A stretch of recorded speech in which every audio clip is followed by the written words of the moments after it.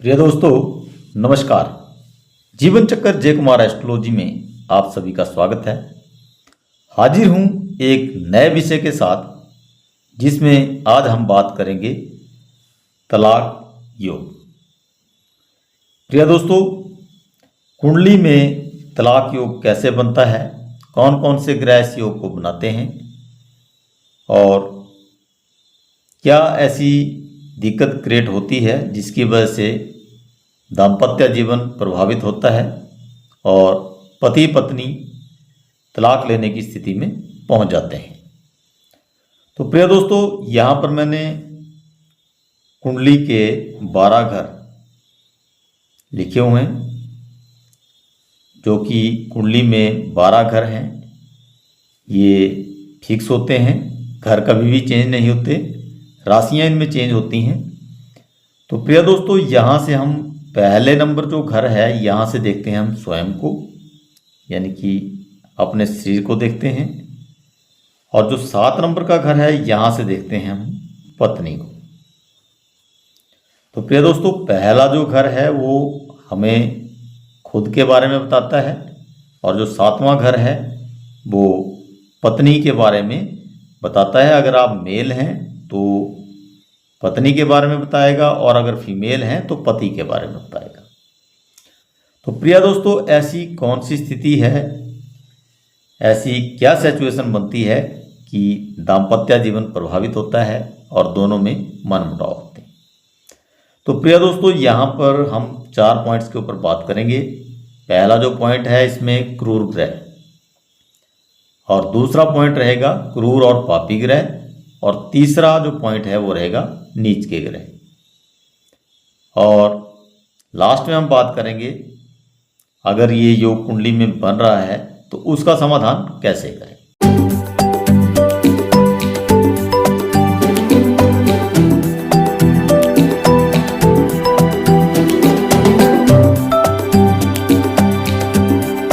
प्रिय दोस्तों, क्रूर ग्रह कुंडली में कौन कौन से होते हैं? क्रूर ग्रह होते हैं सूर्य और मंगल। ये दोनों ग्रह जो हैं तो क्रूर ग्रह हैं, गुस्से वाले हैं। और पापी ग्रहों की जो श्रेणी में आते हैं, यानी कि क्रूर और पापी ग्रह। ग्रहों के स्वभाव के बारे के ऊपर मैं पहले भी वीडियो बना चुका हूं, और प्लेलिस्ट में वो लगी हुई है, आप वहां से देखें, बहुत अच्छे तरीके से समझ आएंगे। लेकिन यहाँ पर क्रूर और जो पापी ग्रह हैं उनमें आते हैं हमारे यहाँ पे शनिदेव और राहुदेव और केतुदेव।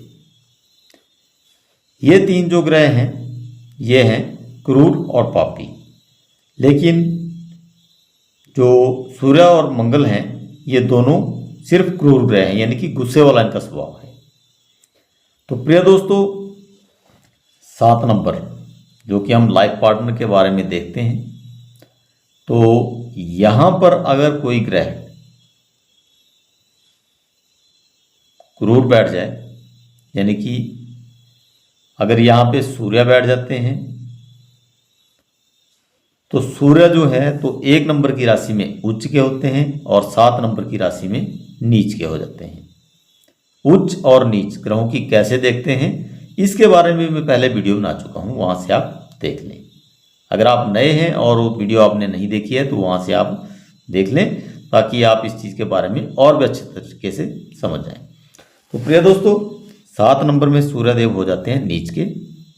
और जब भी सूर्यदेव इस हाउस में बैठेंगे, यानी कि 7 नंबर की अगर राशि है और उसमें सूर्यदेव बैठ जाते हैं, तो वहाँ पे हो जाते हैं सूर्यदेव नीच के, यानी कि बुरा रिजल्ट देने के लिए बाध्य हो जाते हैं। और सूर्य जब यहाँ पे बैठेंगे तो ये इस घर में, जो इस घर का जो मालिक है, यानी कि अगर आप मेल हैं तो आपकी पत्नी का घर है, और अगर फीमेल हैं तो आपके पति का घर है। तो यहाँ पर अगर सूर्यदेव बैठ जाते हैं तो सूर्य का जो नेचर है वो है कि गुस्से वाला। तो यहाँ पर सूर्यदेव थोड़ा ईगो उस इंसान में ला देंगे, जिसकी वजह से वो थोड़ा अपनी ईगो की वजह से इन दोनों के बीच में मनमुटाव होना शुरू हो जाएगा। तो प्रिय दोस्तों, मंगलदेव, अगर मंगलदेव कुंडली में जो मंगल ग्रह है, अगर ये भी इस घर में बाई चांस मंगलदेव यहाँ पर बैठ जाते हैं, तो मंगलदेव भी गुस्से वाले ग्रह हैं, इनका स्वभाव जो है तो गुस्से वाला है।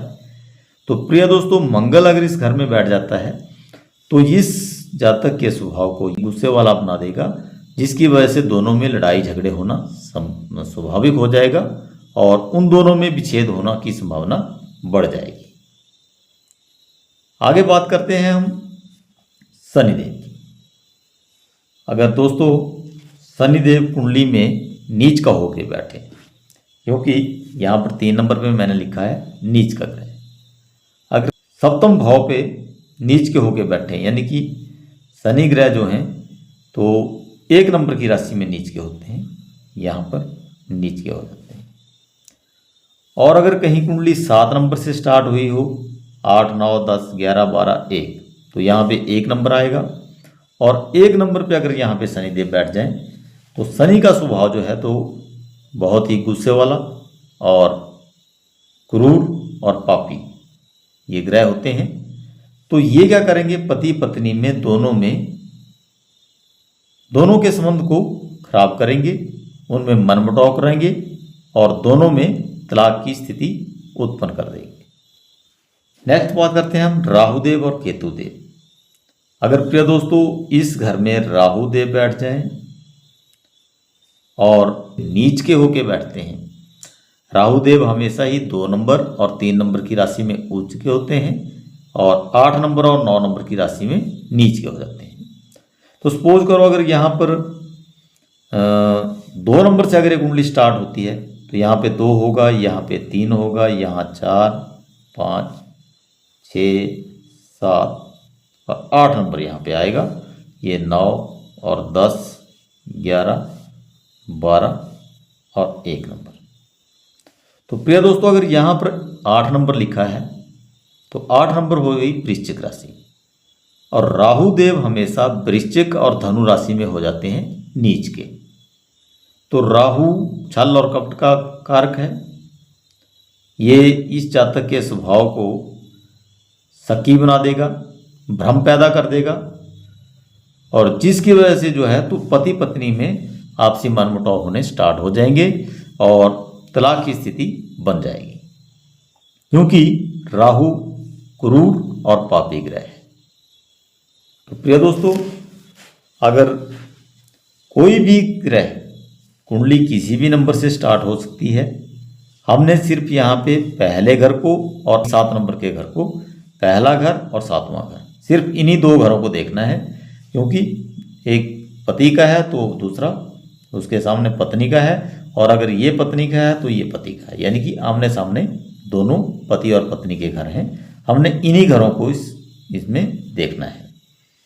तो प्रिय दोस्तों अगर 7 नंबर के घर में, यानी कि मैं घर की बात कर रहा हूँ, यहाँ पे राशि की नहीं कर रहा हूँ, घर की बात कर रहा हूँ, अगर 7 नंबर के घर में कोई भी पापी और क्रूर ग्रह अगर नीच होके बैठ जाता है तो वो तलाक की स्थिति पैदा कर देता है और दोनों में मनमुटाव कराता है और पति पत्नी में तलाक कराने के लिए बाध्य कर देता है। तो प्रिय दोस्तों नेक्स्ट है यहाँ पे केतुदेव। तो केतुदेव, क्योंकि राहु और केतुदेव हमेशा कुंडली में आमने सामने होते हैं, अगर केतुदेव यहाँ पे बैठ जाते हैं तो केतुदेव हमेशा 2 नंबर और 3 नंबर के घर में नीच के हो जाते हैं और 8 और 9 नंबर के घर में हमेशा उच्च के हो जाते हैं। तो प्रिय दोस्तों यहाँ पर अगर केतुदेव बैठ जाते तो केतुदेव भी यहाँ पे बैठ के नीच के होगी, यानी कि अच्छे रिजल्ट नहीं देंगे, क्योंकि ये भी पापी और क्रूर ग्रह है। तो इसकी केतु की सीधी 7वीं दृष्टि 7वें भाव पे पड़ रही है, जो कि लाइफ पार्टनर का घर है।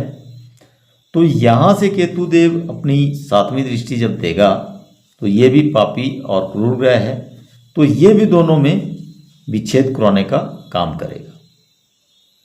यानी कि दोनों में तलाक की स्थिति पैदा करेगा। प्रिय दोस्तों, केतु थोड़ा अपनों से दूर करता है, क्योंकि केतु का स्वभाव है अपनों से दूर करना। लेकिन राहु जो है, तो राहु एक ही झटके में, यानी कि तुरंत, क्योंकि इसका जो काम है वो है भ्रम पैदा करना, स्वभाव में शक पैदा करना और छल करना। यानी कि राहु बहुत ही खराब किस्म का ग्रह है, और जब भी ये नीच होके बैठता है तो ये बहुत बड़े बड़े करोड़पतियों को भी करोड़पति बना देता है, और अगर उच्च का होके बैठ जाए तो रोडपति से करोड़पति बना देता है। लेकिन इसका जो नेचर है वो थोड़ा शक्की स्वभाव का है, यानी कि जो दिखता है वो होता नहीं और जो होता है वो दिखता नहीं।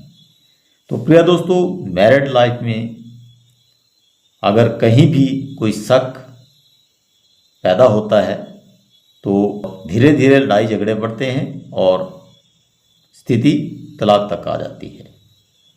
तो प्रिय दोस्तों, जैसा कि आजकल आप देख रहे हैं कि बहुत से केसेस ऐसे हो गए हैं कि पति और पत्नी के बीच में दोनों के बहुत ज़्यादा मनमुटाव चल रहे हैं, और काफ़ी समय से वो कोर्ट कचहरियों के चक्कर लगा रहे हैं और तलाक की स्थिति बनी हुई है।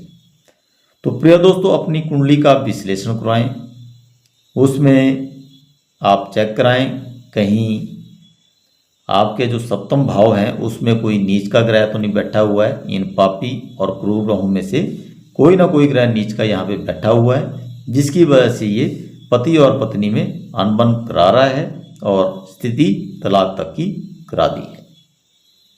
तो प्रिय दोस्तों, अगर कहीं ऐसी स्थिति बनी हुई है और पति पत्नी में मनमुटाव चल रहे हैं और स्थिति तलाक तक की हो गई है, तो उसका उपाय आप कैसे करें?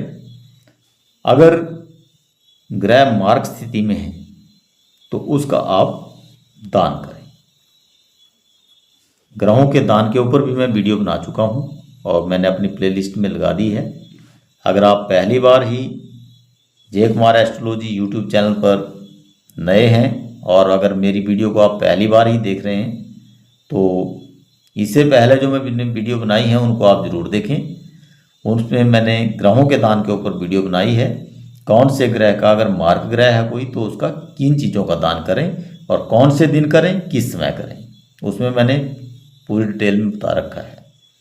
तो यहाँ पर अगर कोई ग्रह मार्ग बैठा है सप्तम भाव में तो उसका करें दान, या फिर आप बीज मंत्रों के माध्यम से भी इनको पॉजिटिव कर सकते हैं। ग्रहों के बीज मंत्रों के ऊपर मैंने एक एक ग्रह की वीडियो बना दी है, प्लेलिस्ट में लिंक लगा हुआ है, वहाँ से आप देख सकते हैं।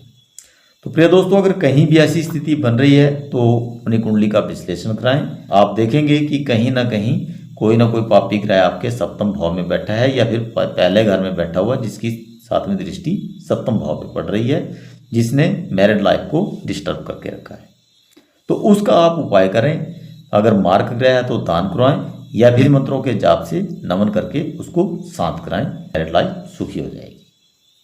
तो प्रिय दोस्तों, अगर आप जीवन चक्र जय कुमार एस्ट्रोलॉजी पर फर्स्ट टाइम मेरी वीडियो को देख रहे हैं और नए हैं तो जीवन चक्र जय कुमार एस्ट्रोलॉजी यूट्यूब चैनल को आप सब्सक्राइब कर लें, बेल आइकॉन को ऑल पे क्लिक कर लें, ताकि जब भी मैं नेक्स्ट वीडियो अपने यूट्यूब चैनल पर अपलोड करूं तो उसकी नोटिफिकेशन आपको पहले मिल सके। तो प्रिय दोस्तों, अगर वीडियो अच्छी लगी हो तो वीडियो को लाइक करें, अपने दोस्तों को ज़्यादा से ज़्यादा इस वीडियो को शेयर करें ताकि वो भी इसका लाभ ले सकें, और कमेंट बॉक्स में अपनी राय जरूर दें। तो ऐसी ही एक विशेष वीडियो के साथ मैं आप लोगों से दोबारा मुलाकात करूंगा। तब तक आप सभी को मेरा नमस्कार। जय हिंद।